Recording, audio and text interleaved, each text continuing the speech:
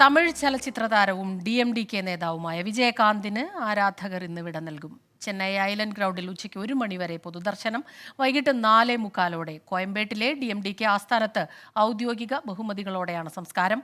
അഭിനയത്തിന്റെയും പൊതുപ്രവർത്തനത്തിന്റെയും പേരിൽ വിജയകാന്ത് എക്കാലവും ഓർമ്മിപ്പിക്കപ്പെടുമെന്ന് നടൻ രജനികാന്ത് പറഞ്ഞു.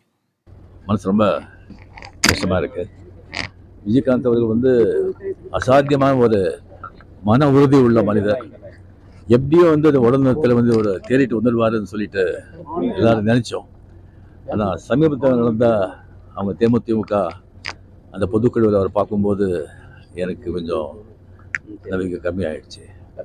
அவர் நல்லா ஆரோக்கியமாக இருந்திருந்தா தமிழக அரசியலில் ஒரு மிகப்பெரிய சக்தியாக நிகழ்ந்திருப்பார். தமிழ் மக்களுக்கு நிறைய நல்லது பண்ணியிருப்பார். அந்த பாக்கியத்தை தமிழ் மக்கள் இருந்திருக்கும். அவங்க ആത്മശാന്തി അടയട്ടെ.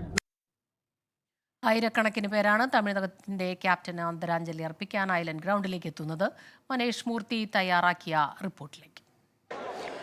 ഇന്നലെ ഏകദേശം 1 മണിയോടുകൂടിയാണ് DMDK കോയമ്പേടുള്ള DMDK ആസ്ഥാനത്ത് വിജയകാന്തിൻ്റെ പൊതുദർശനം ആരംഭിച്ചത്.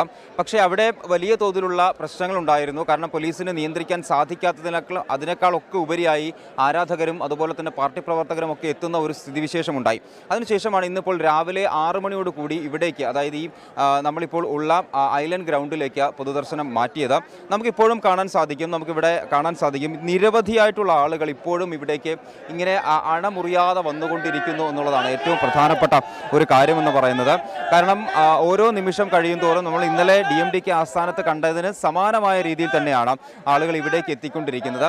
ആ രീതിയിൽ 1 മണി വരെയാണ് ഇവിടെ പൊതുദർശനം ഉണ്ടാവുക. ഉച്ചയ്ക്ക് 1 മണി വരെയാണ് പൊതുദർശനം. അതിനുശേഷം ഇവിടെ നിന്നും കോയമ്പേടുള്ള DMDK ആസ്ഥാനത്തേക്ക് വിലാപയാത്രയായി കൊണ്ടുപോകും. ഏകദേശം ഇവിടുന്ന് ഒരു 11 കിലോമീറ്ററോളം ഉണ്ട് ഈ പറഞ്ഞ കോയമ്പേടിലെ DMDK ആസ്ഥാനത്തേക്ക്. ഏകദേശം 4 മണിയോടുകൂടി അവിടെ എത്തിച്ചേരുമെന്നുള്ളതാണ് നമുക്ക് ലഭിക്കുന്ന വിവരങ്ങൾ.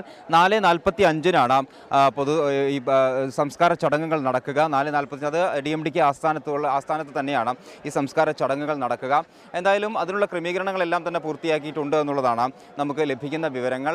നടൻ രജനികാന്ത് അല്പസമയം മുമ്പ് ഇവിടെ എത്തി അദ്ദേഹത്തിന് ആദരാഞ്ജലികൾ അർപ്പിച്ച് മടങ്ങി. അങ്ങനെ നിരവധി പ്രമുഖർ ഇന്നലെയും ഇന്നുമൊക്കെയായി അദ്ദേഹത്തിന് ആദരാഞ്ജലികൾ അർപ്പിച്ച് മടങ്ങുന്നുണ്ട്. മാത്രമല്ല നൂറുകണക്കിനും ആയിരക്കണക്കിന് പ്രവർത്തകർ അതുപോലെ തന്നെ ആരാധകരാണ് അദ്ദേഹത്തെ കാണാനായി അവസാനമായി ഒരു നോക്ക് കാണാനായി സംസ്ഥാനത്തിൻ്റെ വിവിധ മേഖലകളിൽ നിന്നും ഇവിടേക്ക് എത്തിക്കൊണ്ടിരിക്കുന്നത്. എന്തായാലും 1 മണിയോടുകൂടിയും ഇവിടുത്തെ പൊതുദർശനം അവസാനിക്കും. അതിനുശേഷം വിലാപയാത്രയായി മൃതദേഹം DMDK ആസ്ഥാനത്തേക്ക്, കോയമ്പേടുള്ള DMDK ആസ്ഥാനത്തേക്ക് കൊണ്ടുപോകും.